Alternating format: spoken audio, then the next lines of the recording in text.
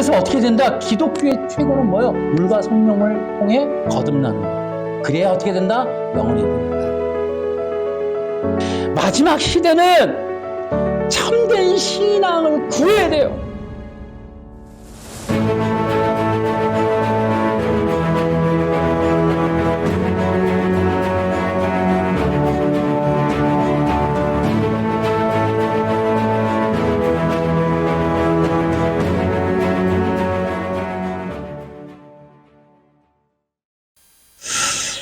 여러분, 지금은 정말 위험한 시대다. 미혹과 속임의 시대다. 이거를 기억하시기 바랍니다.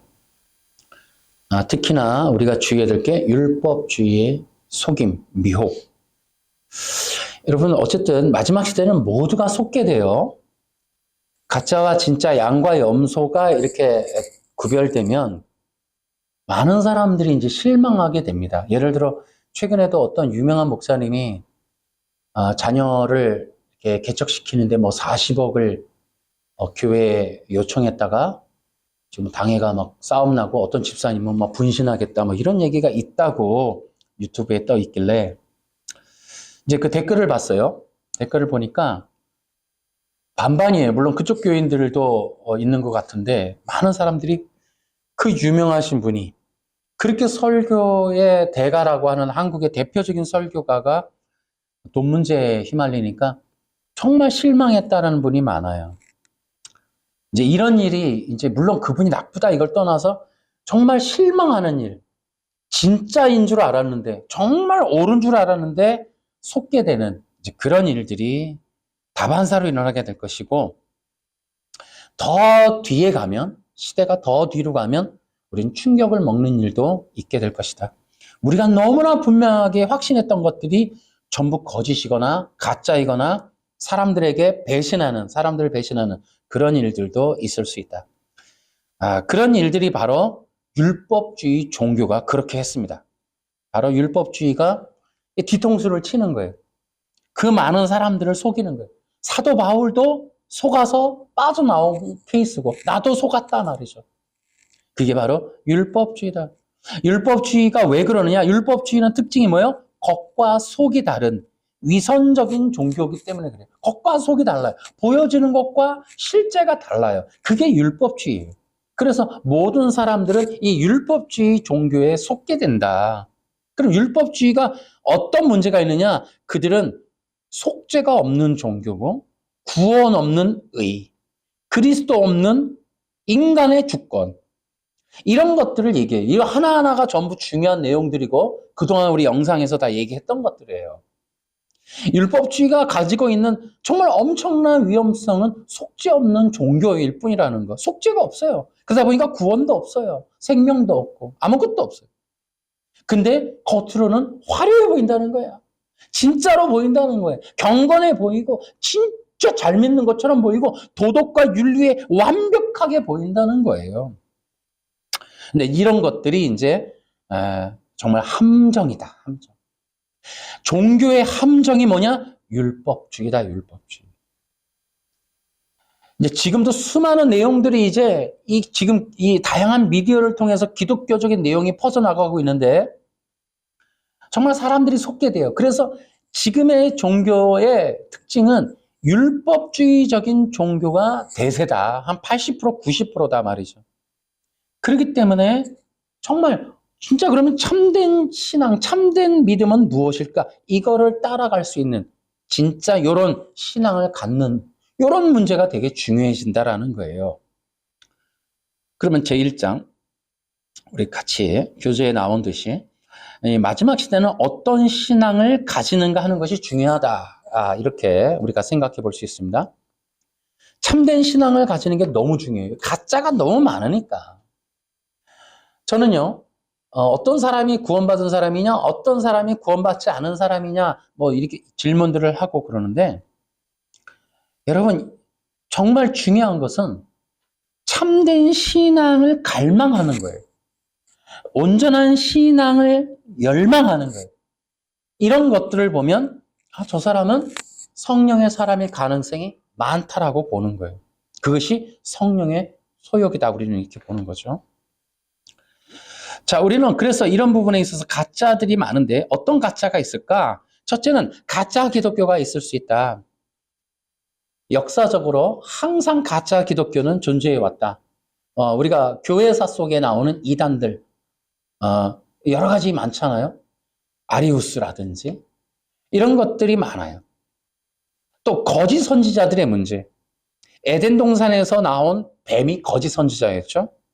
근데 예수님이 율법주의자들을 뭐라 그래요? 뱀의 후손들이다 그래요. 그러니까 율법주의자가 뱀의 후손들이고 이들을 뭐라 그래요? 거짓 선지자다. 근데 이들의 특징이 뭐예요? 광명의 천사로 위장하고 있다. 그리고 그들이 바로 왜 거짓 선지자들이냐? 한 가지만 얘기하면 그리스도 없는 기독교를 만들고 있기 때문이다. 그리스도 없는 기독교를 전하고 있기 때문이다. 이런 거 하나하나가 지금 다 주제들이 있죠. 우리가 그동안 앞으로도 이 시리즈는 한 100번 정도까지 갈 거기 때문에 계속 할 겁니다. 또 세 번째로는 거짓 복음이 있어요. 이건 이제 고린도서에 나오는 얘기죠. 다른 복음, 다른 예수, 다른 영 이거에 대해서 얘기했잖아요. 바울이. 그럼 거짓 복음이 뭐냐? 행위 구원을 주장하는 게 거짓 복음이에요.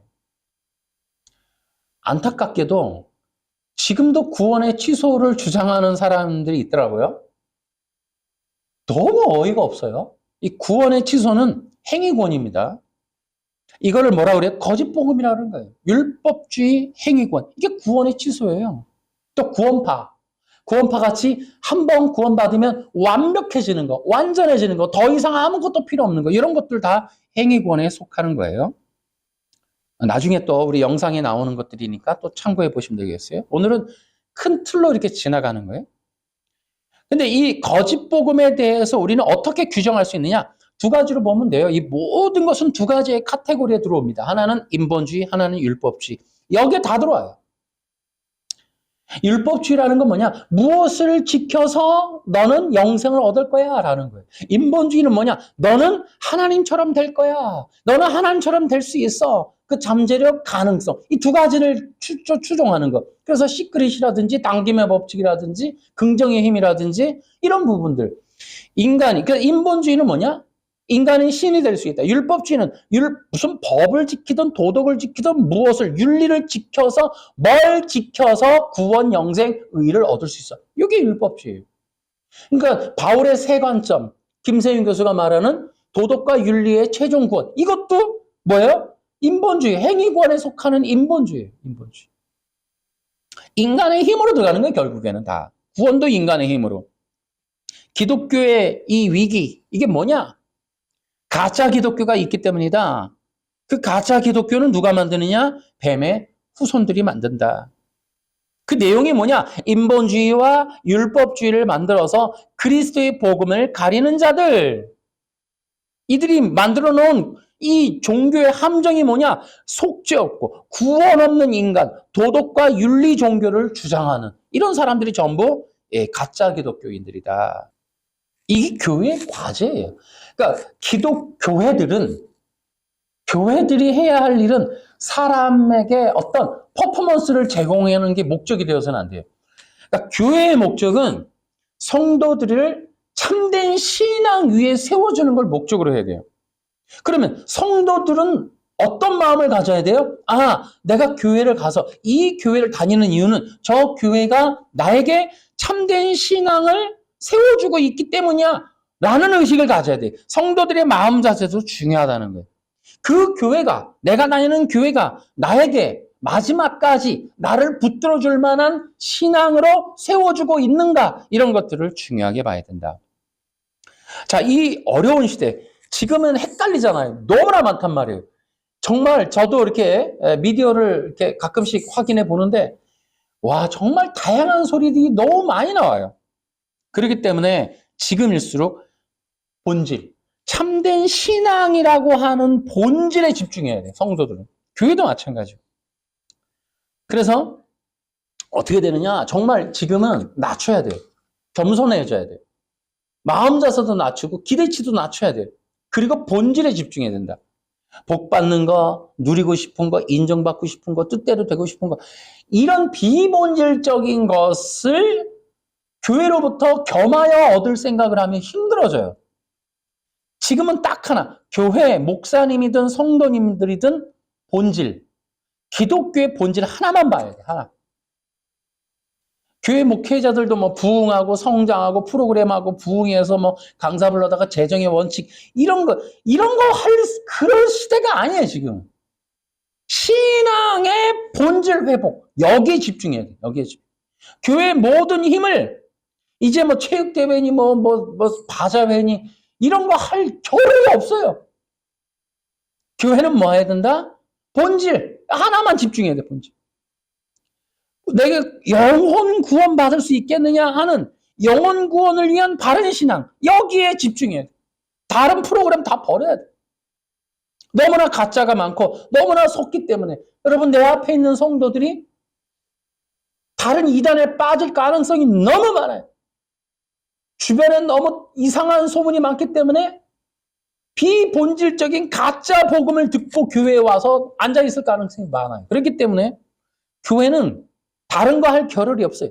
여러분 이단들이 다른 거 하던가요? 그 사람들은 사람 하나 속이는 데 집중하는 거예요.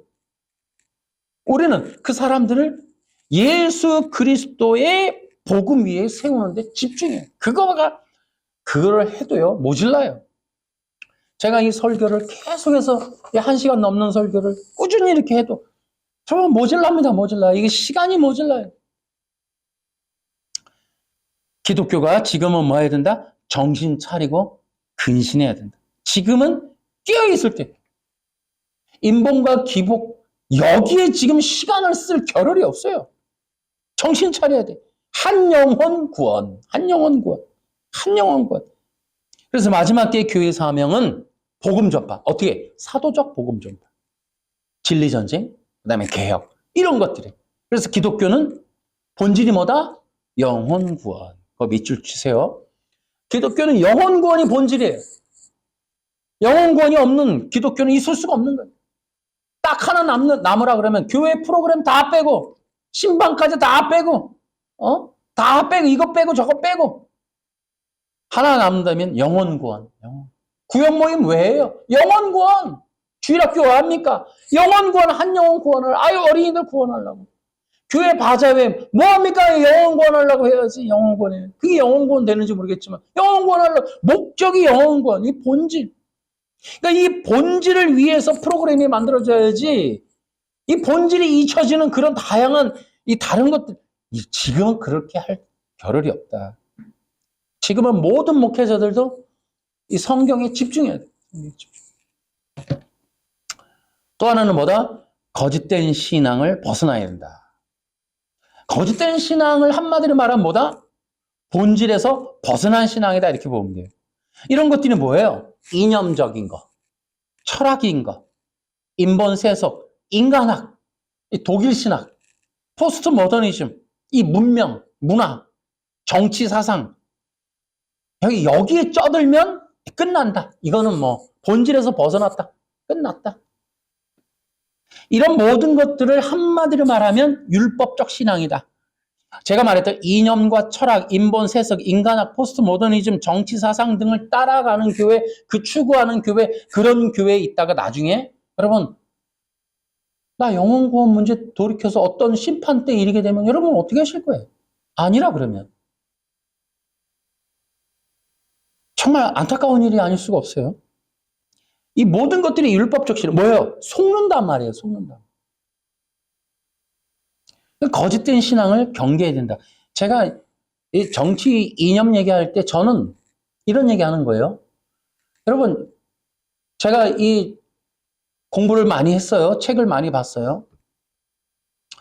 기독교를 비스무리하게 카피한 그것이 바로 이데올로기. 이 이데올로기가 뭐냐? 바로 공산주의예요. 공산주의는 정치가 아니라는 걸 기억하셔야 돼요. 그러니까 공산주의는 뭐냐? 종교입니다. 종교. 이게 뭐예요? 이게 유물론적 변증론이 종교예요. 종교. 여러분 지금 뭐 이재명은 재림주의인 듯 이 책이 발간됐잖아요. 좌파 사회주의 공산주의는 정치, 우리가 정의로 이념이라 그러지 이거는 종교란 말이에요. 그러니까 그런 거를 따라가는 사람들은 여러분 왜 수많은 교회가 그 이념적인 거기서 따라가면서 교회라는 간판을 다느냐? 그게 종교기 때문에 그들이 이미 거기에 쩔어 있는 거예요. 종교란 말이에요. 여러분 북한의 김일성이 태양신이라니까요. 여러분 일본 천황도 태양신이 신이라니까요. 거기도 기독교가 안 들어가고 북한도 기독교가 안 들어가요, 여러분. 이게 다 이념화돼 있어서 그래요. 우리의 영혼이 이미 다른 사상으로 세팅돼 있어서 복음이 안 들어가요, 복음이. 그 복음이 아닌 다른 것들로 세팅돼 있는 게 이게 뭐예요? 율법적 신앙이라고. 그 아류, 그 이념이 종교화된 것이 신학으로 된 게 인간학이에요. 이게 독일 신학이라고, 독일 신학. 이게 인간학. 칼바르트, 슐라이어마허, 이 대표적인 사람이 폴 틸리. 거의 공산주의 사상이 신학화된 거. 이게 철학, 하나님을 대적한 이 철학이 뭡니까? 이게 바로 니체의 사상 아닙니까? 이게 포스트 모더니즘이라고. 종교라니까, 이 종교. 안티크라이스트라니까. 종교예요, 포스트 모더니즘. 그런 것에 쩔지 말라는 거예요. 그런 것에. 성경은 참된 신앙과 거짓된 신앙, 곧 율법적 신앙에 대해서 계속 얘기해 주는 거예요. 제가 누가복음을 보는데요. 오늘도 본문이 누가복음인데 여러분이 한번 이렇게 눈으로라도 이렇게 보시면서 제목만으로도 한번 지나가 보세요. 전부 율법주의, 바리새파 여기에 대한 이야기로 율법 누가복음이 꽉 차 있다고.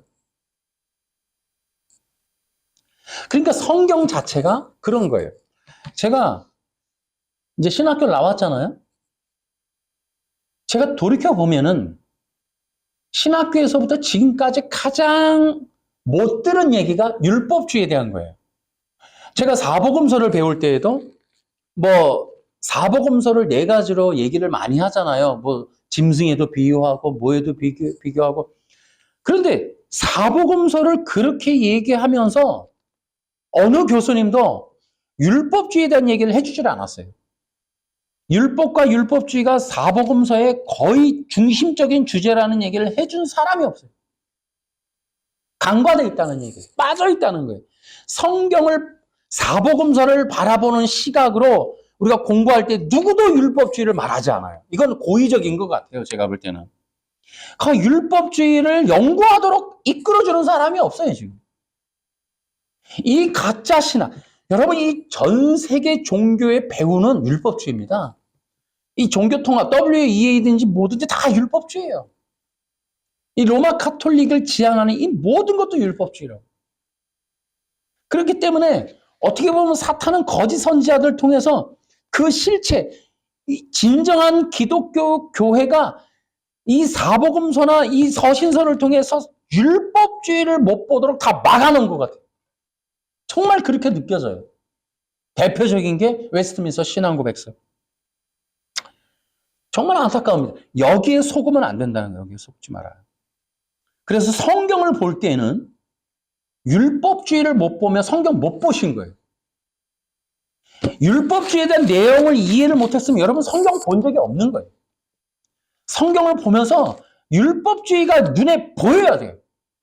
바리새파와 바리새인들에 대해서 어떻게 성경이 얘기하고 있는지, 사도 바울이 왜 그렇게 길길이 날뛰는지, 히브리서는 왜 그렇게 이런 진리를 밝히려고 하는지, 요한 1, 2, 3서에서는 왜 적그리스도에 대해서 얘기하고 있는지, 이걸 우리가 자세히 들여다볼 수 있습니다. 성경을 보면서 율법과 율법주의에 대한 이 논쟁과 예수님의 이 투쟁, 사도 바울의 전쟁, 율법주의자들과의 이 다툼, 충돌, 이 부분이 성경에서 안 보이면 여러분 성경 본 거 아니에요.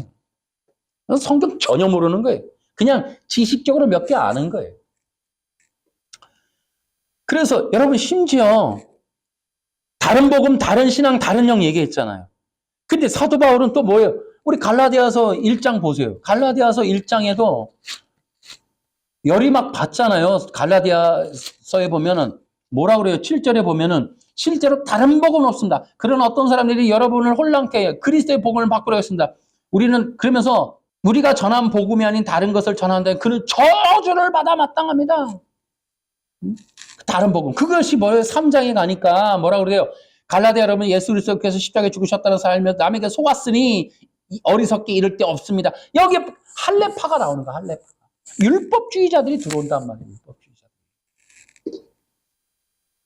그러니까 계속해서 성경은 율법주의자들이 교회를 어떻게 파괴시키고 있고 어떻게 성도들이 예수 그리스도의 십자가에서 멀어지게 하고 있는지. 이 율법주의 신앙은 아까 얘기했죠. 뭐가 없다고요? 첫 번째, 속죄 없는 종교란 말이에요. 종교. 속죄 없는 종교. 행위란 말이에요. 행위. 속죄가 없이 인간의 속죄를, 그러니까 불교 생각하시면 돼요. 인간의 죄를 속죄함 없는 그냥 자기 돌을 닦는 거예요. 그게 율법주의란 말이에요. 그러니까 뭐예요? 해야 될 일이 예수 그리스도와 그의 달리신 십자가를 제거하는 거예요. 그러니까 교회 들어와서 하는 일이 야, 그런 거 다 뭐 필요해? 사람이 지금 당장 죽게 생겼는데, 야, 지금 가난해서 죽게 생겼는데, 나라가 지금 넘어가게 생겼는데, 우리가 지금 좀 지진이 나게 생겼는데, 지금 뭐 환경 탄소 문제가 있어서 지금 전기차가 없어서 이런 말도 안 되는 소리들을 하고 있는 거 교회에 와서, 응? 그러니까 뭐 한다? 속죄라고 하는 구원을 목적으로 두지 않는 종교들이 너무나 많기 때문에 구원파, 뭐 신천지 다 말할 것도 없어요. 그러니까 그들은 온전한 속죄를 목적으로 하지 않아요. 그러다 보니까 뭐 한다? 그들은 율법주의, 거짓된 신앙. 그러니까 나와서 그들이 교회에 들어와서 하는 일은 예수 그리스도의 죽으심, 십자가의 구속, 십자가의 말씀 이걸 전부 지워버리는 거예요. 그러니까 목사님들이 그 십자가 설교 사순절 때 이제 부활절 때 한번 딱 하고 안 하는 거예요. 이제 그만하면 됐다 이 말. 어리석게 이를 데 없죠. 어리석게 이를 데 없어요. 제 2장 참된 신앙은 어떤 것인가? 이제 우리가 그동안 배웠던 것들을 우리가 참고로 해서 우리가 이제 좀 말해보려고 해요. 이게 성경 전체적인 걸 얘기를 하는 거예요. 참된 신앙이 성경 전체적으로 뭘 말하는지. 자, 참된 신앙이라는 거 결국 알고 보면은 뭐예요? 하나님의 은혜와 선택이에요. 이게 에베소서 1장에 보면 하나님께서 창세전에 우리를 택해 주셔야 돼. 이 문제는 대단히 중요한 거예요. 거기서부터 시작하는 거예요. 하나님의 주권, 하나님의 선택, 하나님의 이 작정하심, 그리고 언약 이런 것들에 의해서 참된 신앙이 세워진다. 그러니까 우리의 신앙의 시작은 어디에 있다? 하나님의 주권에서부터 시작된다. 그래서 이 참된 신앙은 여기에 이 첫 번째 우리가 이 내용에 비하면 어떻게 되느냐면 참된 신앙인 사람은 늘 감사가 있어요. 그 은혜, 나를 불러주신 것에 대한 은혜에 대한 감격이 있어요. 또 그들은 그러다 보니까 어떻게 해요? 하나님의 주권 신학이 중요한 건 뭐예요? 사람이 겸손해진다는 거예요. 아이고, 미안해. 그 농담했다고 애가 얼굴이 그냥 사색이 되네요. 해본 소리지. 그래. 아유, 고마워. 자, 우리 또 3페이지 계속 갈게요. 참된 신앙을 가지려면 성경적인 복음을 믿어야 돼요. 이게 이제 에베소서 1장에 나오는 거예요. 이제 원칙적으로 말씀을 드리는 겁니다. 참된 복음을 듣고 믿을 때 기독교 신앙이 올바로 이제 시작이 되는 겁니다. 그 다음에 뭐예요? 참된 신앙은 성경적 믿음을 가져야 돼요. 이게 로마서 10장에도 자세히 나와 있어요. 어떤 믿음을 가져야 되느냐? 믿음은 하나님께 대한 절대적인 믿음을 말해요. 그 하나님에 대한 절대적인 믿음이라는 게 아브라함이 믿었다는 그 믿음에는 여러 가지가 포함되어 있는 거예요. 그 성경은 이스라엘 백성들의 얘기인데 구약서부터 이스라엘 백성들의 신앙이라고 하는 건 뭐냐면 언약에 근거한 신앙이에요. 하나님이 약속한 언약을 이루시는 것에 대한 그 믿음을 갖는 게 신앙이라고. 물론 이렇게까지 가져야 되지만 우리 이방인들이 그런 믿음에 도달하기가 불가능합니다. 솔직히 지금 이 언약을 아는 일반 성도가 몇이나 있습니까, 여러분? 하나님이 언약한 내용이 뭔지는 압니까?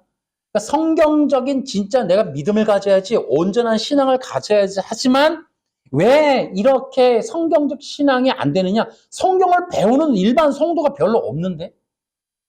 또 이런 언약에 대한 신학을 깊이 있게 가르쳐 주는 데가 없는데? 깊이 있게는 뭐 둘째 치고 성경에 있는 내용만 전달해 주는 것도 쉽지가 않다 이 말이에요. 그러니까 아브라함이 하나님을 믿음의 의를 여겼다. 이 내용이 이해가 안 되는 거예요. 그럼 우리도 하나님 믿어. 자꾸 이렇게 나오는 거예요. 그 하나님이라는 말을 고백을 하는 게 믿음이 아니라고. 그 이스라엘 백성들에게 있어서 그 아브라함의 믿음이라고 하는 말 속에 들어있는 내용이 엄청나게 많다 이 말이에요. 이 믿음이 어떻게 형성돼요? 여러분 이삭을 번제물로 바치는 가운데서 인정을 받는 거예요. 이 내용이 뭡니까? 도대체 아브라함은 자기 자식을 번제물로 바치기까지 도대체 그 속에는 어떤 믿음이 있길래 그렇게까지 하냐고. 여러분 가능합니까? 누가 자식을 번제물로 바쳐요? 자식을 건드리면 다 나가지 교회를. 그러니까 여러분 그럼 아브라함이 도대체 이삭을 번제물로 바칠 정도의 신앙은 뭐라는 얘기예요? 여기에는 그냥 하나님을 믿었다. 이 말이 아니에요. 엄청난 내용이 들어있는 거예요. 그것을 우리가 가져야 우리도 성경적인 믿음이 있어요. 라는 말을 기초적으로나마 할 수 있는 거예요. 그게 최초가 뭐예요? 기초가 언약이라고. 언약. 아브라함이 언약을 갖고 있는 거. 어떤 언약? 창세기 12장의 언약이 아브라함의 출발이잖아요. 아브라함이 이 갈대아로 떠날 때 뭐부터 출발해요? 12장 1절에서 3절 그거 갖고 출발하잖아요. 그럼 그 속에 뭐가 있냐니까? 그럼 창세기에 있는 그 12장에 있는 그 아브라함의 운명을 쥐고 흔들고 있는 그 영혼을 흔드는 그 중심에 있는 언약이 뭐길래 그 영혼은 자식까지 바치냐 이 말이에요. 이런 언약에 대한 신앙을 가져야 되는 그것이 성경적 믿음이라고. 거기에는 또 뭐 있어요? 하나님께서 죽은 자 가운데서 다시 살리실 것에 대한 믿음이 있기 때문에 자식을 드리는 거예요. 그런데 그것이 여러분 그 정도 그냥 지식이 아니라 이 말이에요. 지식이. 그냥 언약이 지식이 아니라 이 말이에요.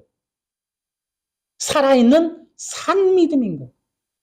엄청난 믿음이죠. 그래서 베드로는 뭐라 그래요? 베드로서에 믿음을 보배로운 믿음이다. 와, 믿음을 보배롭다 이게 보배. 여러분이 정말 성경적 믿음을 가진다는 건 보배로운 일이에요. 보배로운 일. 그 믿음은 여러분을 정말 값진 영혼, 생명수로 인도하기 때문에 보배로운 거예요. 그 믿음이 여러분의 영혼을 구원에 이르게 하기 때문에. 예수님이 주님이라고 믿는 이 믿음, 그리스도와 함께 십자가에 못 박혀 죽는 믿음, 이런 것들이 다 포함이 돼야 돼요. 참된 믿음에는 이런 게 다 포함이 되는 거예요. 거기에는 뭐예요? 자기 자신을 십자가에 못 박히게 만드는 자기 자신을 죽은 자로 여기는 믿음까지 포함이 되는 거예요. 그 다음에 참된 신앙을 가지려면 어떻게 되느냐? 바로 어떻게 된다? 육이 영을 입어야 돼. 이게 요한복음 7장 나오고 갈라디아서 3장에 나오는 거예요. 다시 말하면 이렇게 얘기해 볼게요. 율법주의 신앙이 뭐예요? 영이 없는 신앙을 말하는 거예요. 그러니까 영이 없으면 뭐다? 그냥 종교에 불과하다. 불교, 힌두교 뭐 이런 일반 종교는 뭐예요? 영이 없는 거예요. 육이 영을 입는 건 기독교밖에 없어요. 이게 엄청나게 중요한 진리예요.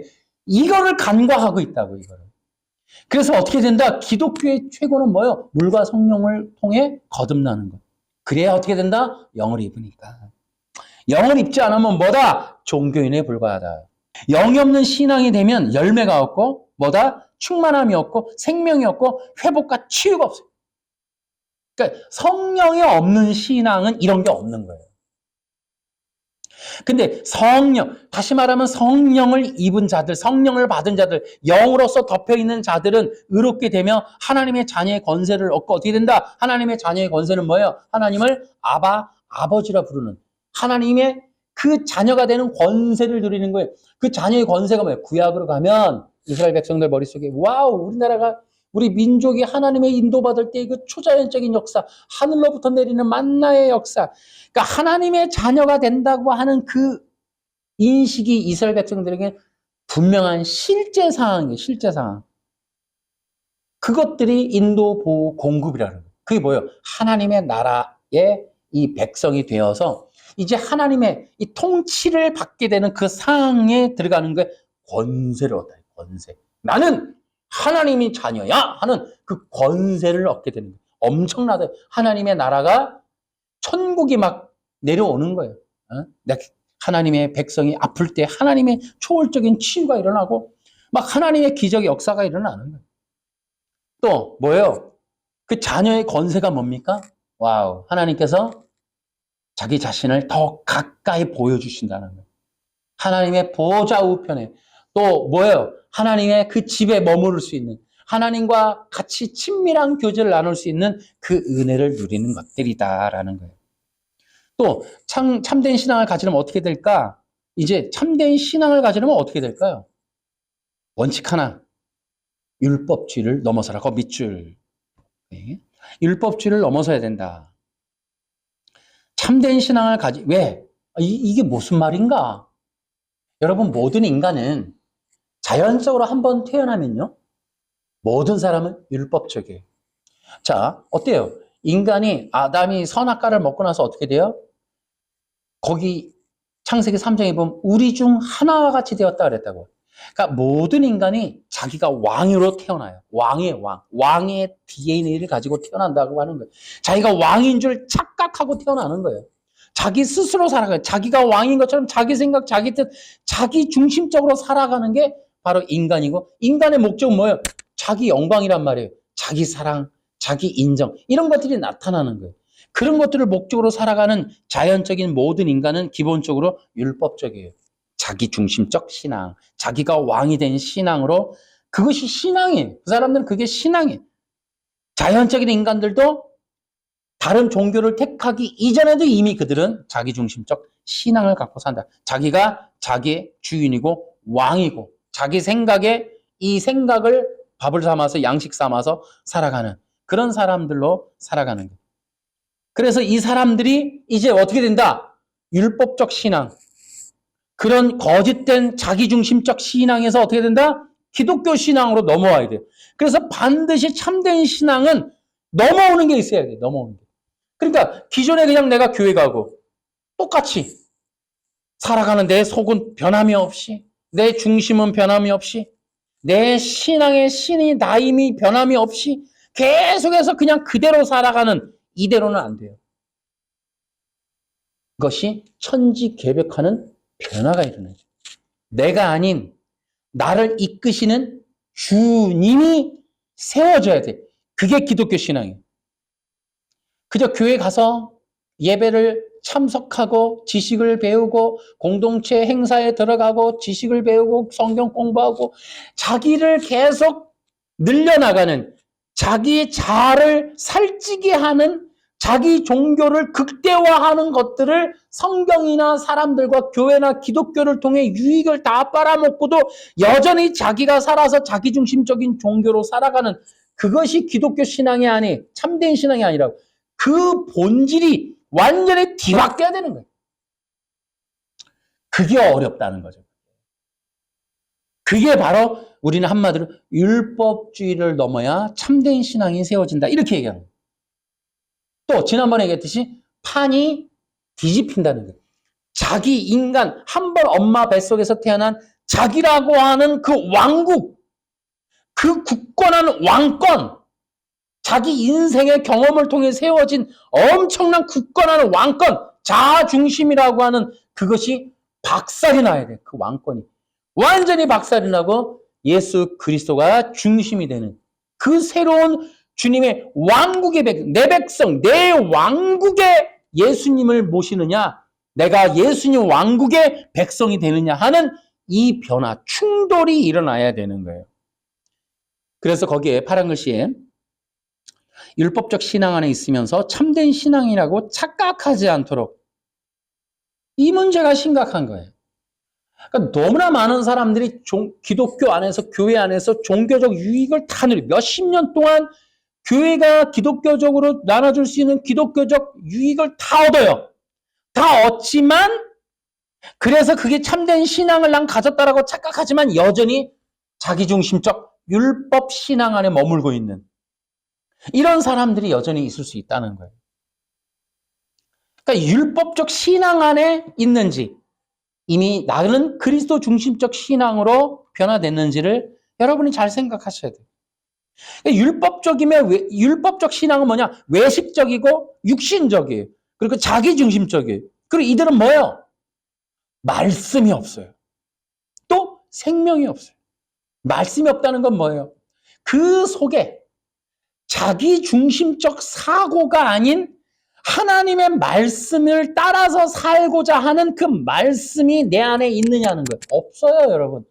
암송을 외워도 결국은 암송을 외우는 자아가 왕이지 말씀이 왕이 아니라고. 말씀을 암송해서 그 말씀을 사용해서 살고 있는 자아가 신앙이라고 착각하지만 그렇지 않아요. 굉장히 중요한 영적인 판이 뒤집혀야 돼요.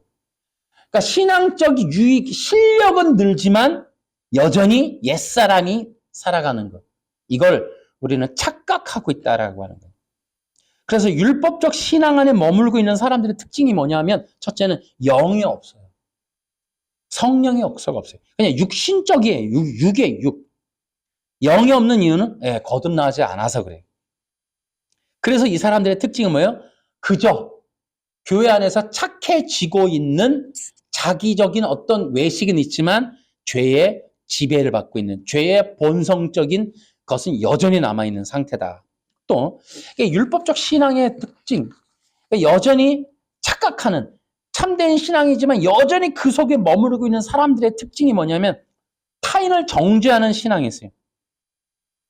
자신의 행동, 행위에 비추어서 타인을 심판하는, 우리 예수님 말씀에도 그거 있죠. 타인의 눈에 있는 티를 보고 자기 눈에 있는 들보를 보지 못한다 하는 바로 그런 것들. 또 이 사람들은 철저하게 뭐야? 자기중심적이에요. 그러니까 뭐예요? 나를 인도하는 나의 구원자이신 주님이 지식적으로는 있지만 실제로 주님은 자기예요. 자기. 그래서 주님을 믿는다고 하는 자아가 있지만 왕이 충돌이 나서 결국은 자기가 이겨요. 자기 중심이 강해요. 결국은 무너지지 않았어요. 주님이 무릎 꿇게 돼 있어요. 이런 사람들. 그 자신의 생각이 말씀으로 변화돼 버려요. 그래서 어떻게 해요? 말씀을 인위적으로 사용해요. 이만희 같은 사람들. 자기가 왕이 되기 위해서 성경을 이용해 먹는 거야. 말씀을 이용해. 이러한 아류가 바로 변화되지 않은 율법적 신앙인들이다. 이들이 뭐예요? 또 구원이 없어요. 구원을 목적으로 하지 않아요. 이들의 구원은 뭐예요?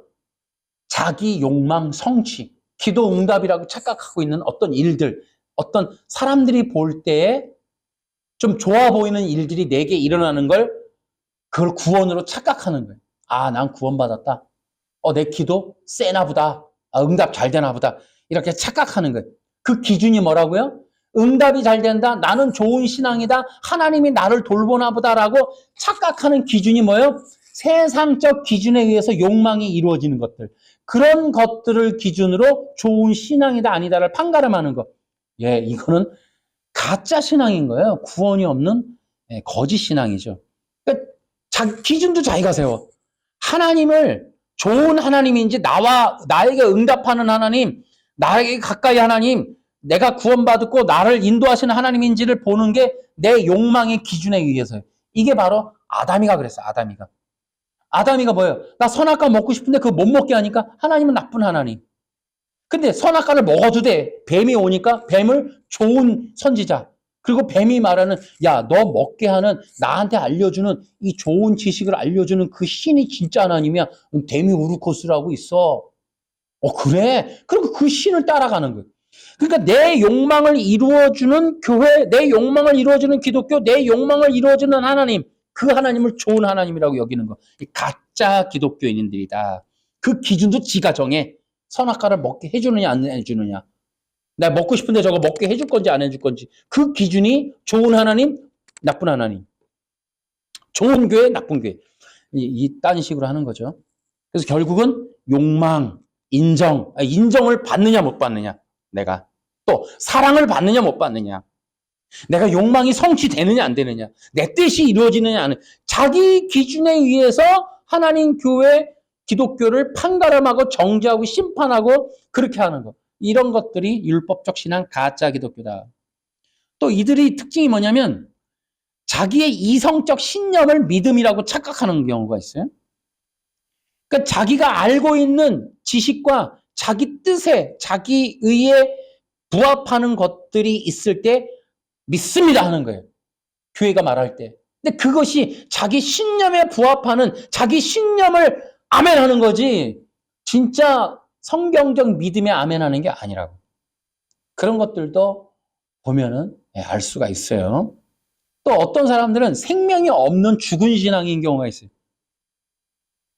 누가? 성장이 없어요. 일보 전진을 못해. 이런 사람들의 특징이 뭐예요? 성장이 없어요. 왜? 생명이 없으니까 자라질 않아요. 성장이 없으니까 뭐 한다? 생명이 없으니까 생명의 삶을 살지를 못해. 그냥 죽어 있는 거예요. 이런 신앙들, 이게 율법적 신앙. 또 이게 또 말씀에 대한 순종이 아니라 자기 열심. 말씀에 순종을 하라 했더니 자기가 열심을 자기가 할 일, 하나님의 뜻에 대한 요구, 하나님의 뜻에 대한 관심, 하나님이 원하는 일, 원하는 것에 대한 관심보다는 자기 생각에 충성하는 거야. 자기 생각에 열심을 내서 자기가 하고 싶고 칭찬받고 인정받고 하는 일에 열심을 내는 거야. 그리고 그러다 보니까 이 사람들이 생각하는 게 뭐예요? 아, 나는 인정받을 수 있겠지. 이게 율법주의자들이에요. 여기 성경 나오는. 그러니까 하나님이 원하는 뜻을 행하지 않고 뭐예요? 뭐 그게 마태복음 7장에 주여주하는 자마다 나오잖아요. 내가 사람을 살리고 내가 나가서 기적을 행하고 내가 마음껏 했습니다. 예수님 뭐라 그래요? 아, 필요 없어. 하나님의 뜻대로 행하는 자라야 하늘나라 가지. 그 니들이 하고 싶은 거 니들이 인정받고 싶고 칭찬받고 싶고 너희들이 생각하는 기준, 너희들이 하고 싶은 거, 얻고 싶은 거, 갖고 싶은 거 그런 기준에 부합해서 평생을 수고하고 헌신하고 뭐 고생하고 내가 주님을 위해서 일을 했습니다. 그러니 나는 정말 웃기지 말라고.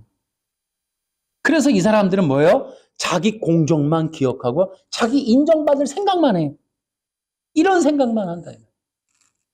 그러니까 남은 건 하나님의 뜻이 아니라 뭐예요? 자기 공적만 남아요. 그러니까 계속해서 충돌이 나는 거예요. 자, 이런 내용들. 지금 제가 이건 성경을 믹스한 겁니다. 근데 이 내용이 우리가 좀 참고해 볼 만한 본문이 하나가 있어요. 그게 바로 누가복음 10장에 나오는 마리아와 마르다의 이야기에 그 내용이 좀 포함되어 있어서 우리가 좀 참고해 볼 만합니다. 제가 이것은 나중에 소책자로 만들려고 하는 그런 본문이기도 해요. 사실 이 본문 하나만으로 정말 이렇게 소책자가 나올 만큼의 많은 내용이 담겨 있습니다. 하지만 오늘 이 내용에 좀 부합하는 내용만 몇 가지만 말씀을 좀 드려보려고 합니다. 자, 마리아와 마르다 얘기. 일단 제가 이것을 읽지 않고 요약을 잠깐 해보면 이렇습니다. 예수님과 제자들이 여행을 하다가 어떤 마을에 들어가는데 마르다라는 여기 예수님을 자기 집에 모셔드렸어요. 지금 예수님이 내가 들어가자 이런 게 아니라 모셔드렸어요. 그런데 마르다에게는 여동생이 하나가 있었는데 마리아가 있었어요. 근데 이제 예수님 들어갔는데 바로 이제 이 일이 벌어져요. 마리아가 예수님 발치에 앉아서 말씀을 들었다는 거예요. 근데 마르다는 여러 가지 접대하는 일로 분주하여서 이제 뭐 손님 왔으니까 뭐 접대하는 일로 분주한 거예요. 근데 여기서 문제가 터져요. 승깔이 났는지 이 마르다가 예수님께 와요. 그 예수님께 말을 해요. 주님, 저 혼자 이 모든 접대를 하는데 제 동생이 저를 거들지 않는 것을 아무렇지도 않게 생각하십니까? 그래놓고 한마디 더 해요. 저를 도우라고 말씀해 주십시오. 이렇게 얘기를 해요. 그 예수님이 이제 우리가 유명하게 알고 있는 너는 너무 많은 일 때문에 걱정하면 안절부절 못하는구나. 필요한 일은 오직 한 가지뿐이다. 마리아는 그 좋은 선 쪽을 택했으니 빼앗기지 않을 것이다. 이런 얘기를 한단 말이죠. 자, 이제 그 이야기를 이제 하면서 많은 사람들이 아니 지금 마르다가 더 잘한 거 아닌가? 라는 생각들을 하고 마리아가 좀 얄미운데? 이렇게 생각하는 분들도 많이 있어요. 근데 이 이야기는 선한 사마리아 사람 비유 뒤에 나옵니다. 그러니까 선한 사마리아 사람 비유에서도 핵심은 뭐예요? 좋은 이웃이 되지 않은 결국 유대 종교인들에 대한 어떤 질책이거든요. 예수님의 간접적인 질책이란 말이에요. 여기도 유대인들에 대한 간접적인 질책이 들어있는 내용이에요. 근데 뭐가 유대인들이냐? 바로 이 내용은 두 개의 진리와 두 개의 종교의 충돌이라고 하는 것이 들어있는 거예요. 제가 이 앞에서 지금 설교한 내용을 혹시나 놓치신 분들은 다시 한번 들어보시고 또 들어보시면 돼요. 앞에 내용들을 좀 설명해 주는 그런 내용이에요.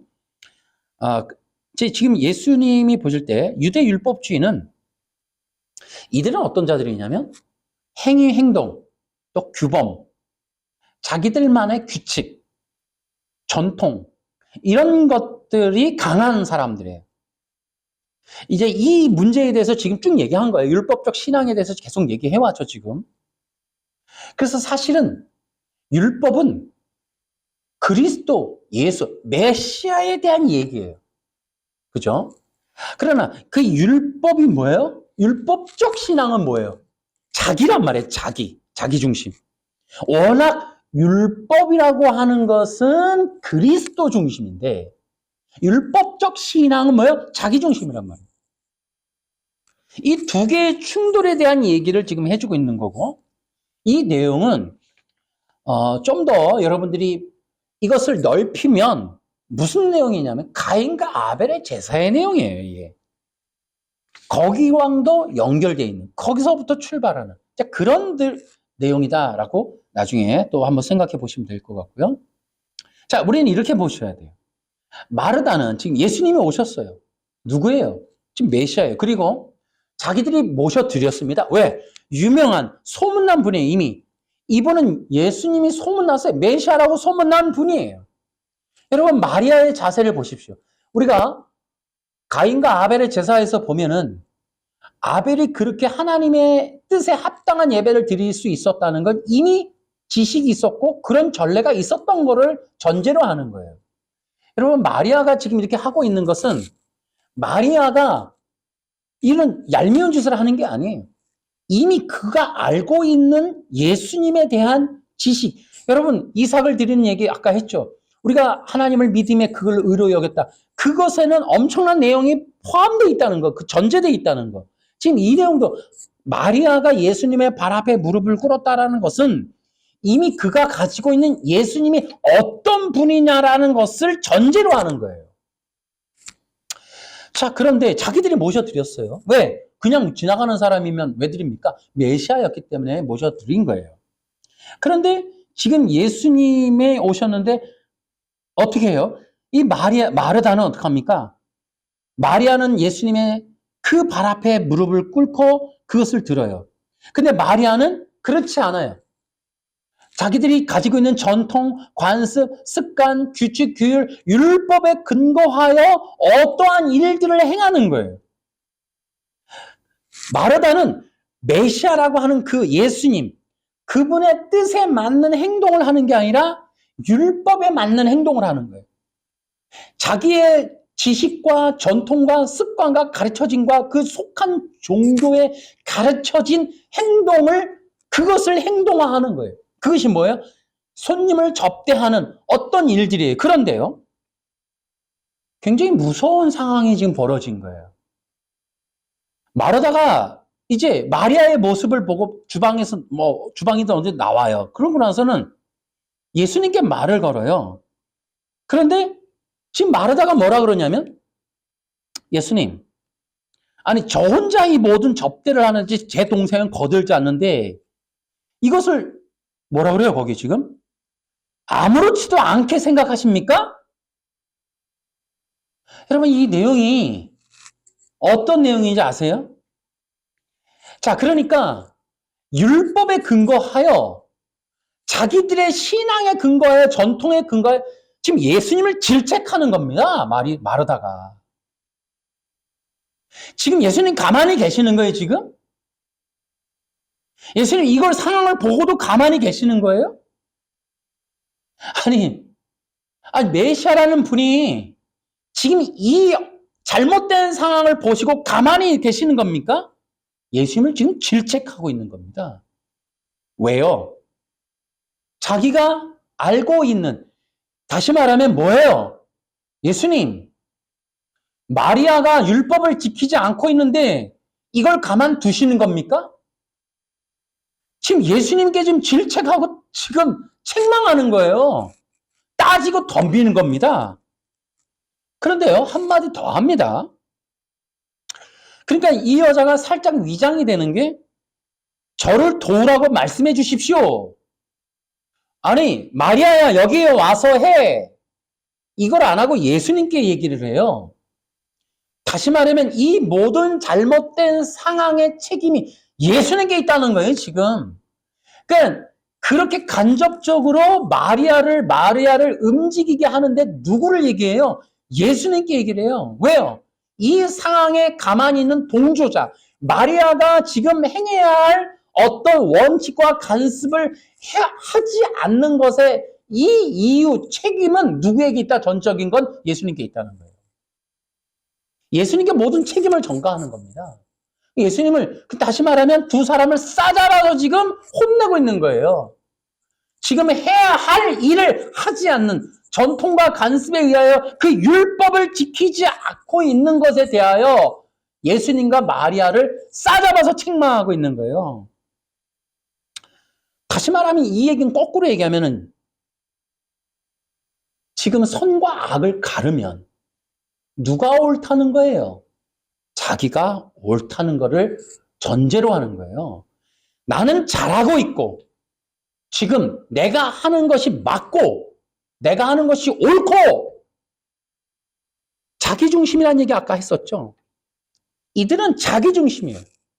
아까도 얘기했죠. 마태복음 7장에도 주여자하는 자마다 자기가 예수님께 그러죠. 우리는 이것을 했고 우리는 이것을 했고 우리는 이것을 했습니다. 예수님이 너희들이 그런 일을 하는 것이 중요한 게 아니다. 아버지의 뜻대로 행해야 된다.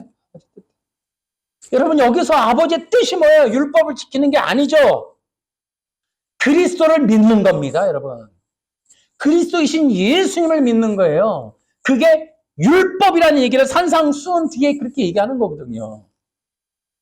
지금 이들이 얘기하는 거예요. 아버지의 뜻과 자기 중심적인 어떤 종교가 충돌이 나는 거예요. 분명 자신은 잘하고 있는데 나는 문제가 없는데 내가 옳고 내 생각이 옳고 내 방식이 옳고 이렇게 하는 게 맞으니 지금 누가 문제라는 거예요? 마리아가 문제인데 마리아를 저렇게 방치하고 저렇게 마음대로 자기가 저렇게 해야 할 일을 하지 않게 저게 무책임하게 저렇게 놔두고 있는 누가 문제라는 거예요? 예수님이 문제라는 거예요. 예수님이. 지금 예수님을 책망하는 겁니다. 지금. 그러니까 자기처럼 시키라는 거예요. 사람을 움직이는 거예요. 누구를? 예수님을. 와우. 지금 예수님이 누구예요? 왕으로 오신 분이에요. 왕이 나셨도다. 이스라엘의 왕이란 말이에요. 왕인데요. 지금 누가 누구에게 명령합니까? 마르다가 명령하는 거예요. 마리아는 명령을 들으러 앉아 있고 마르다는 명령을 하고 있는 겁니다. 예수님을 어떻게 대하냐는 거예요. 예수님 메시아를 어떻게 지금 그분을 인정하고 생각하고 믿고 있느냐는 거예요. 그 발 앞에 앉았다는 거죠. 신하, 종, 노예라는 의미예요. 그런데 서서 마르다는 그에게 가서 가까이 다가가서 말하는 거예요. 예수님! 이래도 됩니까? 이게 옳아요? 예수님 당신이 메시아인데 이렇게 하셔도 돼요? 이건 아니지 않지 않나요? 마리아는 예수님 앞에 그분의 말씀을 들으려고 준비하고 있고 마르다는 어떻게 해요? 예수님에게 명령을 하고 있는 거예요. 누가 왕이라는 얘기예요? 그 집안에서 지금 왕은 누구예요? 그 상황을 통제하고 지배하고 통치하는 자는 누구예요? 마르다라는 거예요. 그러니까 마리아의 이런 어떤 헌신. 여러분, 예수님이 메시아입니다. 그분이 지금 밥이 필요하고 어떤 그런 것이 필요한 게 아니에요. 예수님은 지금 자기 백성을 찾으러 오셨어요. 자기 백성에게 진짜 필요한 건 뭐예요? 그 왕의 말씀을 듣는 거예요. 말씀을. 이스라엘이 어떤 민족이에요? 청종하는, 하나님의 말씀을 청종하는 민족이에요. 그 말씀을 따라 움직이는 민족이에요. 그러니 중요한 건 뭐예요? 지금 메시아인 예수님을 뭐라고 믿고 있는 거예요? 여호와 이스라엘의 하나님으로 믿고 있는 거예요. 그 말씀을 듣겠다는 겁니다. 그런데 감히 마르다는 지금 예수님을 책망, 질책, 명령을 하고 있는 겁니다. 그러면서 자기가 원하는 일, 자기가 뜻하는 일을 해달라고 지금 예수님을 조종을 해서 사람을 움직이는 이런 이중적인 어떤 패턴으로 자신의 뜻을 만들어내려고 하는 그런 자기중심적인 모습을 보이는 것이 마르다라는 거예요. 결국 자신이 옳고 자신의 뜻이 맞기 때문에 예수님까지 내 말을 들어서 예수님이 나의 뜻을 들어서 내 뜻에 부합하는 상황을 이루어내도록 예수님께 명령하는 그런 일들을 지금 율법주의자들이 하고 있는 거예요. 예수님은 어떻게 생각하느냐는 거예요. 그들이. 마르다는 어떻게 했어야 될까요? 물어야 되는 거예요. 예수님, 제가 무엇을 할까요? 어떻게 할까요? 라고 물어야 되는 거예요. 예수님께 명령을 하는 게 아니라 예수님께 명령을 들어야 되는 거예요. 그러면 어떻게 돼요? 물어야 되는 거예요. 어떻게? 무릎을 꿇고 그 앞에 앉아. 주님, 예수님, 제가 어떻게 무엇을 하면 좋겠습니까? 라고 물어야 되는 거예요. 예수님은 마리아를 책망하지 않고 마리아의 모습을 보시면서 마리아에게 말씀하시는 걸 보면 마르다도 그렇게 말씀을 듣는 자가 됐어야 되는 거예요. 왜? 그가 왕이라면. 예수님 앞에서 묻고 어떻게 하면 좋겠습니까? 예수님의 명령, 말씀, 뜻, 의도를 들어야 돼요. 그런데요, 율법주의자들의 한결같은 모습은 절대로 그럴 의도가 없어요. 여러분, 사복음서를 들어서 예수님의 말씀에 귀를 기울여 듣는 자가 있었습니까? 없어요. 저는 자, 눈먼 자, 병든 자, 가난한 자들 외에 사회에서 소외된 율법 종교에 눌려있고 율법 종교로부터 소외된 사람들은 예수님의 말씀을 들었지만 그 율법 종교에 쩌든 자들은 예수님의 말씀을 거역했다고요. 아무도 받아들이지 않고 다 튕겨내고 뭐예요? 예수님을 죽일 생각을 해요. 왜? 자기들이 어떤 자들인지 실체가 드러나니까. 예수님의 말씀을 들을 수 없는 이유는 자기의 틀림이, 자기의 옳지 않음이, 자기 속에 있는 불신앙이 드러나게 될 것을 두려워하기 때문에 듣지 않고 명령하는 거예요. 또 여러분, 아담이 왜 그 선악과 언약에서 그렇게 확 돌아갑니까? 바로 선악과 언약의 뜻이 제한과 한계예요. 다시 말하면 인간은 신이 될 수 없고 신이 아니야. 너는 나와 같은 경배를 받는 자가 아닌 경배자야라고 하는 제한과 한계의 그 율법이 자기들에겐 싫었다는 거예요. 그러니까 다시 말하면 쉽게 얘기하면 뭐예요? 애들이 엄마를 피하고 아빠를 피하고 왜 진실대로 구하잖아요. 아빠한테 말하면 허락해주지 않을 거니까. 다시 말하면 이들의 율법주의자들의 문제는 뭐냐면 자신들의 뜻대로 살 수 없게 될 것에 대한 두려움인 거예요. 자신들이 하고 싶어하는 이 세상에 뭐예요? 부자 청년이라든지 부자와 나사라 사건 보십시오. 그 여러분 유대 율법 종교인들의 실체가 뭐예요? 그들은 술 먹고 놀고 쾌락을 즐기고 하고 싶은 모든 걸 다 하는 거예요. 갖고 싶은 모든 재산을, 물질을, 모든 걸 가지고 이 세상 사람을 통치하며 거짓되게 통치하며 지들은 하고 싶은 거 다 하는 게 종교인들이 그것을 못하게 될까 봐, 들킬까 봐, 그것을 하지 제한받게 될까 봐, 그것이 잘못됐음이 죄라는 것이 그들의 속에 시커먼 그 의도가 드러날 것에 대한 두려움이 예수님을 피하는 거고 예수님의 말씀을 듣지 않고 귀를 닫는 거고 예수님을 거절하는 그 이유가 바로 그런 것들이에요. 교회 안에서도 그래요. 겉으로 빙빙 도는 사람들의 특징이 뭡니까? 들킬 것에 대한 두려움이에요. 자신들의 실체, 자신들의 죄악, 자신들의 문제점, 과거 살아온 날들에 대한 그 욕망, 바라는 것들에 대한 욕망의 금지, 이런 것들이 두렵기 때문에 빙빙 도는 거예요. 실제로 그거 정말 주님 앞에 나와서 주님! 저를 드립니다 하는 그런 신앙은 두려움이 없는 신앙인 거예요. 주님의 뜻대로 나를 이끄소서 하는 그 신앙은 두려움이 없는 거예요. 근데 이 마르다라서부터 율법주의자들은 바로 그런 거예요. 마리아는 그 말씀을 듣는 거예요. 뭐라고 하시든지, 무슨 명령을 하시든지 다 주님 듣기 순종하겠습니다 하는 거예요. 그게 말씀을 듣는, 청종하는 자의 마음인 거예요. 그런 신앙인 거예요. 기독교인들은 어떤 자들이냐? 말씀의 사람들이에요. 여러분, 말씀 중심의 사람들인 거예요. 여러분, 이 신천지에 비하면 성경 지식이 많이 없음에도 기독교가 말씀의 종교라고 하는 이유는 우리가 그들만큼 성경을 지식적으로 많이 아는 게 말씀의 사람이 아니에요. 예수 그리스도의 그 뜻을 받아들이는 그게 말씀의 사람이에요. 여러분, 그래서 말씀의 사람들의 특징이 뭐냐 하면 순종이에요. 순종은요, 그냥 누구대로 조종당하는 게 아니에요. 성경에 있는 그대로 정말 자기 자신을 번제물로 드리는 것, 그게 순종이에요. 근데 그거를 못하는 거예요. 그게 어려운 거예요. 모든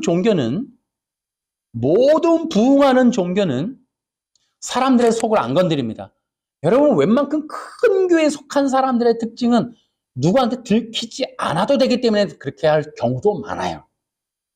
누구에게 내 속을 들키지 않고 내 속을 말하지 않고 내가 어떤 사람인지를 알리지 않아도 되는 상황에 속하면서도 기독교의 언저리에 붙어 있는 경우가 대형교회를 찾는 많은 사람들의 목적인 경우가 덜어 있어요. 그러니까 근데 그런 것들을 말씀의 사람이라고 하지 않아요. 지식이 많이 신학 박사처럼 없어도 정말로 하나님의 말씀 앞에 우리가 담대히 그 무릎 앞에 탁 조아리고 앉을 수 있는 그것을 말씀의 사람이라 하는 거예요. 여러분, 사복음서, 마태복음서 또 보세요. 그런 사람 나오나? 율법주의자들 절대 그런 사람 없습니다, 여러분. 성경에도 몇 명 안 나와요. 그러니까 그렇게 하는 사람이 참된 믿음의 사람이에요. 자신을 다 드리는 거예요. 자신의 죄를 드리는 거예요. 예배 때마다 오픈하는 거예요. 하나님 앞에. 나를 드리는 거예요. 나를 찢으시든 나를 번제물로 쓰시든 어찌하든 하나님 앞에 드리는 거예요. 근데 대부분의 사람들은 율법적 신앙이기 때문에 우린 예수님을 간을 봐요. 예수님도 앞에다 놓고 판단한단 말이에요. 예수님도 내 뜻에 부합할 때까지가 예수님이야. 교회의 가르침이든 기독교의 가르침이든 말씀이든 예수님이든 하나님이든 성령님이든 다 필요 없어. 내 뜻에 부합하는 데까지가 내가 허락하는 신의 영역이야. 내가 영역을 정해준다니까. 대부분은 자기가 정해줘. 신은 여기까지. 신이 근데 내 허락한 영역에서조차도 나를 실망시키면 그 신도 버려. 불교 가버린다니까. 그러니까 하나님 앞에 정말 자기를 무릎을 꿇고 듣는 자가 그런 정말 순종하는 신앙이 없어. 아벨과 같이 정말 번제물로 자기도 드려지는 그런 신앙이 없다. 끝까지 우기는 거예요. 그래놓고 이 상황이 지금 안 맞아. 틀에 안 맞아. 완벽주의자들. 예수님까지 하나님까지 성령님까지 명령 내려. 하나님이 이렇게 해주시고 저렇게 해주시고 예수님이 이렇게 하셔서 저렇게 하시고 저 사람을 혼내서 이렇게 만들어주시고 이렇게 만들어주시고 지금 내가 지금 원하는 건 이건데 내가 옳으니 내가 볼 때는 이게 올바른 일이니 하나님 이렇게 해주시고 저렇게 해주시고 그렇게 이런 것들이 전부 율법적인 가짜 신앙이다 이 말이에요. 아직도 십자가에 죽지 않은 가짜 신앙. 이런 것들이 예수님을 어떻게 대하고 예수님의 말씀을 어떻게 대하느냐에 따라서 그들의 신앙이 드러나는 거예요. 그래서 그들의 신앙은 어떻게 된다?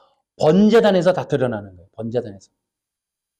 번제단에 올라가는지 올라가다 뛰어서 도망가는지 그들의 심정이 어떻게 되는지. 여러분 마지막 시대라는 거예요. 지금 이런 얘기하는 시작이 뭐였어요? 마지막 시대라는 거예요. 마지막 시대는 참된 신앙을 구해야 돼요. 그게 뭐예요? 내가 영혼이 구원받고 살아날 길을 찾는 게 참된 신앙이에요. 여러분 영혼이 구원받아서 참된 이 살아날 길을 알고 있습니까? 어디로 가야 되는지? 진정한 신앙이 뭐다? 순종하는 신앙이다.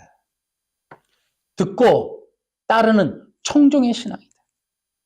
마리아는 주님을 사모하고 주님을 따르고자 하는 신앙이었지만 마르다는 뭐예요? 자기 뜻에 주님을 끌어당기는, 자기 뜻에 예수님을 명령하고 질책하는 거짓된 율법적 신앙이었다. 자기 중심적이었다 이거예요. 자기가 신이고 예수님조차 자기가 부리는 종으로 만들어버리는 그런 거짓된 율법 신앙이다. 그 두 개의 신앙의 충돌을 가인과 아벨의 충돌을 보여주는 거예요. 그래서 가인이 펄쩍펄쩍 살죠. 그럼 어떻게 살아요? 아벨까지 죽여버려요. 가인은 절대 죽어본 적이 없어요. 자기가 안 죽으니 남을 죽이는 거예요. 결국은 그렇게 되는 거예요. 그래서 번제단에 올라가야 돼. 다 죽어야 돼. 다 버려야 돼. 지금은 텔레비가 얼마나 기독교를 모욕하고 조롱하고 놀리는지 TV에 웬만한 배우들이 요즘엔 기독교를 기본으로 깔고 나와요. 드라마 보다 보니까 좀 돈만 좀 있으면 어머 권사님 내가 오늘 교회 가야 되는데 이러면서 그런 대사들이 많이 나와요. 근데 대부분이 부자, 그냥 몰입된 사람들, 거기에 그냥 아주 빠져있는 사람들 이런 식으로만 나와요. 교회도 우리 기독교가 볼 때 가짜 신앙인이라고 여길 만한 사람들을 우리 기독교의 대표 주자로 놓고 조롱하는 거예요. 비판의 돌을 던지는 거예요. 저게 기독교의 꼬라지다 이라고 던지는 거예요. 우리가 볼 땐 뻔하게 너무나 가짜들인데. 그러니까 회장님도 장로님, 가짜도 장로, 무슨 종교만 하면, 어둠의 세력의 대표 주자 보면 다 교회 가서 헌금하고. 이제 그런 것들이 너무 많다. 그런 가짜 신앙이 너무 많기 때문에 지금 이 기독교는 뭐다? 위기다. 그래서 이제 우리는 올바른 신앙을 향해서 달려가야 돼요. 그러면 어떻게 되냐? 예수님을 믿는다는 사람들이 있잖아요. 그들의 신앙에 대해서 우리는 이렇게 생각해요. 예수님을 믿는다는 건 예수님의 말씀을 듣는 것이다. 여러분 이렇게 밑줄 치셔야 돼요. 말씀이 없고 순종이 없는 신앙은 기독교 신앙이 아니다. 율법적 신앙은 자기가 중심이 되고 자기가 명령하고 자기가 뜻대로 자기 상황을 자기 마음대로 자기 인생을 자기 뜻대로 누구조차 예수님과 하나님과 성령님조차 기독교 교회조차 자기 뜻대로 조종하고 움직이고 활용하고 이용하고 악용해서 자기의 영광을 자기의 왕국을 자기의 부귀영화를 누리는 데 쓰고 있는 수많은 장로님 권사님들 조심하세요. 저는 지금 이 시대에 국회의원들, 정말 기독교 국회의원들 우려스럽습니다. 저들은 진짜일까? 걱정이 많이 됩니다. 수많은 정치계에 있는 기독교인들, 저는 정말 우려되는 게 너무 많아요. 아니라는 증거, 지금 이 성경 제가 오늘 한 설교에 비하면 여기에 기준에 부합해서 성경적인 어떤 원리적인 것들에 의해서 보면 위험하게 보이는 분들 너무나 많습니다. 정말 저들이 하나님의 말씀을 순종하는 사람들일까? 의심스러운 사람 너무 많습니다, 여러분. 또 말씀에 순종이 없다면 언젠가 그들은 마르다처럼 정말 예수님이 도래했을 때 그들의 본 모습이 드러나게 될 것이다 라는 거예요. 거짓된 신앙을 따라왔던 마르다는 결국 예수님이 오신 그 귀한 순간에 자기 집에 지금 엄청난 기회인데 그 집에 온 순간에 그의 뿔이 드러났어요. 그가 염소임이 드러나는 거예요. 감히 예수님 앞에 명령을 듣는 게 아니라 예수님을 질책하는, 그리고 예수님을 질책하며 이 모든 상황의 책임을 예수님께 돌리는, 심지어 자기 동생까지 쇠뇌시켜서 지금 잘못된 길로 끌고 가는 엄청난 이단 괴수로 몰고 가는 그런 상황으로 지금 만들어 놓고 있는 게 마르다라는 거예요. 언젠가 거짓된 신앙은 중요한 순간에 그들의 뿔이 드러나게 될 것이다. 그러나 진짜 참된 신앙은 결정적인 순간에 순종하는 모습으로 그들은 자신들의 신앙을 보여주게 될 것이다. 순종하지 않는 자들은 언젠가 자신들의 뜻을 성취하기 위하여 수많은 사람들을 힘들게 하게 될 것이다. 마르다의 모습은 율법주의자 예수님을 어떻게 대하고 있는지를 또 알게 해주고, 그래서 그들은 정말 누가 왕인지를 정말 그 예수님 앞에서 드러나게 될 것이다. 자기들인지 예수님인지. 그들은 예수님의 말씀을 따르는 신앙인지 율법이라고 하는 거짓된 자기들 종교를 따르고 있는 자들인지. 그러니까 완전히 다른 거예요, 지금. 예수님을 기다리는 율법주의자들이 아니에요, 이 사람들은. 예수님을 기다리는 유대율법이 아니에요. 원래는 유대율법은 예수님을 기다려야 되는데 예수님을 기다리는 것이 아니었다. 그러니 지금 유대 땅에 있는 유대인들은 마르다와 같다. 예수님을 거부하죠. 예수님을 질책하고 지금 나사렛 예수라고 하는 분을 메시아로 인정하지 않습니다.